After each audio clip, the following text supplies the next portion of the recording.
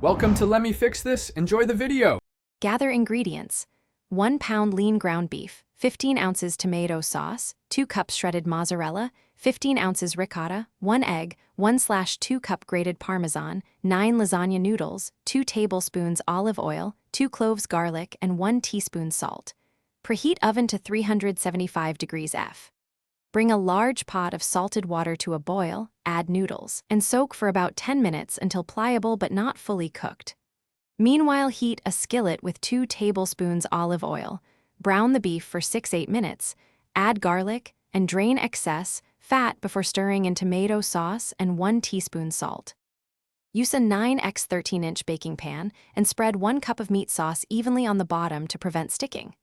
Place 3 noodles side by side, spoon half of the ricotta mixture, made by mixing 15 ounces ricotta, 1 beaten egg, and 1/2 cup grated Parmesan over the noodles in an even layer.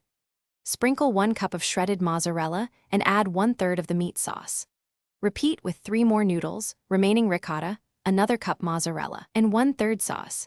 Top with final 3 noodles, remaining sauce, 2 cups shredded mozzarella, and 1 slash. Cover the assembled pan tightly with foil and bake in the preheated oven at 375 degrees F for 25 minutes to heat through, then remove foil and bake another 20 minutes until the cheese bubbles and reaches light brown spots. Total bake time is about 45 minutes. Allow the lasagna to rest, uncovered or tented, for 15 minutes so the layers set and slices hold. Cut into 12 portions. Serve each portion with a simple green salad and optional 3 5-inch garlic bread slices for a classic meal presentation. Thanks for watching. If you found this helpful, don't forget to like and subscribe.